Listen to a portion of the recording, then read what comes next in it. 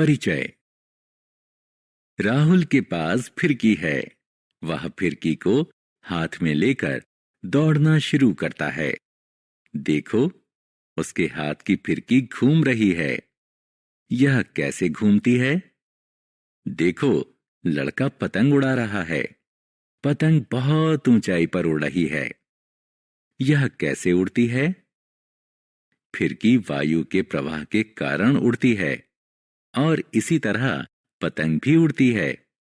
आइए, इस पाठ में हम कुछ और हवा के तत्व के बारे में जानें।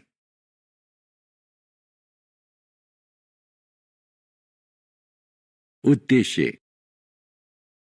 इस पाठ के अंत में आप निम्न करने में सक्षम हो जाएंगे: वायु को परिभाषित करना, वायु के विभिन्न घटकों की व्याख्या करना, वायु के गुण धर्म एवं उपयोगों के बारे में जानना, एक मिश्रण के रूप में वायु की व्याख्या करना। वायु क्या है? क्या वायु के अभाव में आपको गर्मी लग रही है? अब अपना सीलिंग फैन ऑन करें। आप वायु की उपस्थिति को महसूस करेंगे। आपने सुहानी सुबह में ठंडी पवन को अवश्य महसूस किया होगा। यह भी वायु के प्रवाह के कारण होता है। प्रवाहित होने वाली वायु पवन कहलाती है। हम वात दिग्दर्शक यानी विंड वेन्स की सहायता से पवन के चलने की दिशा का पता लगा सकते हैं।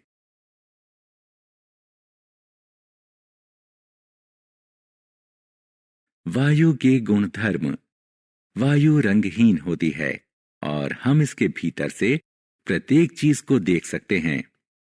यह गंधहीन एवं स्वादहीन होती है।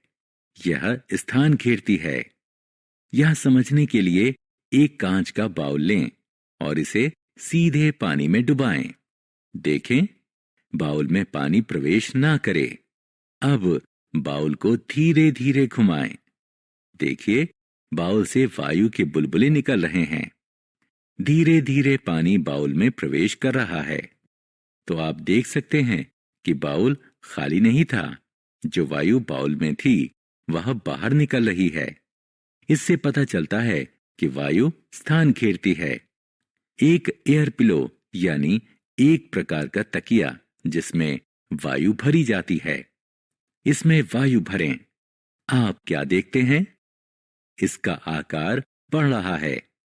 इससे पता चलता है कि वायु स्थान घेरती है और इसका कोई निश्चित आकार नहीं होता है। वायु में भार होता है। एक तराजू के एक ओर वायु से भरी गेंद रखें और दूसरी ओर खाली गेंद रखें। आप देखेंगे कि खाली गेंद वाला तराजू ऊपर जा रहा है, जो यह दर्शाता है कि खाली गेंद वायु से भरी हुई गेंद से हल्की है। अब दो खाली परख नली लें और इनके मुंह पर एक एक गुब्बारा बांधें। इनमें से एक परख नली को गर्म पानी से भरे पैन में रखें और दूसरी को बर्फ से भरे पैन में रखें। अब ध्यान से देखें। गर्म पानी में रखी परख नली का गुब्बारा फूलने लगता है। ऐसा इसलिए होता है क्योंकि गर्म पानी परख नली की वायु को गर्म करता है और बर्फ दूसरी परख नली को ठंडा करती है। जब वायु गर्म होती है तो इसका विस्तार होता है और यह ऊपर उठती है, जिसके कारण गुब्बारा फूल जाता है। दूसरी ओर ठंडी वायु संकुचित होती है, जिसके कारण दूसरा गुब्बारा सिकुड़ जाता है।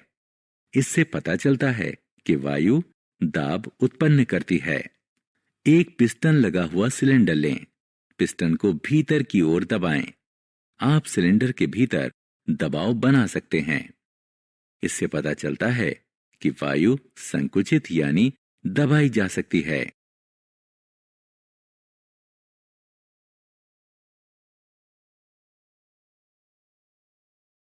वायु का सम्मिश्रण। वायु किस चीज से बनी है?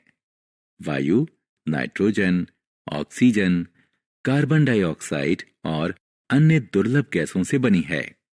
आप इस तालिका में देख सकते हैं कि वायुमंडल में सबसे ज्यादा नाइट्रोजन का हिस्सा है, उसके बाद ऑक्सीजन, उसके बाद कुछ दुर्लभ गैसों का हिस्सा है और सबसे कम हिस्सा कार्बन डाइऑक्साइड का है। जल वाष्प, धुआं और धूल की उपस्थिति बहुत कम मात्रा में है।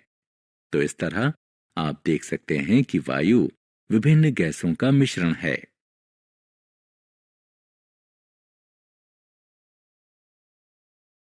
वायु गैसों का मिश्रण है।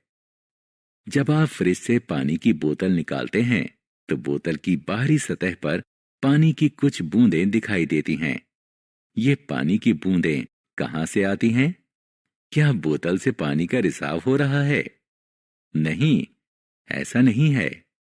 वायु में उपस्थित जलवाष्प बोतल की ठंडी सतह के संपर्क में आकर फिर से द्रव में बदल रही है।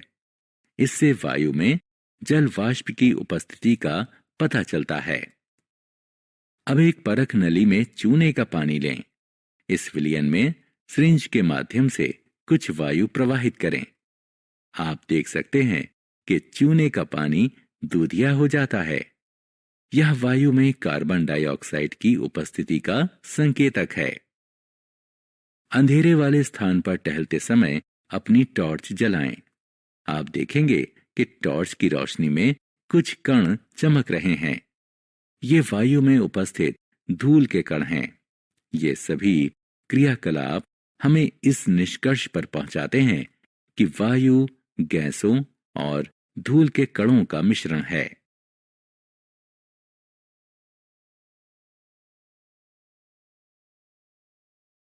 सारांश। आइए हमने जो कुछ सीखा है उसे संक्षेप में दोहराएं। वायु सभी स्थानों पर पाई जाती है।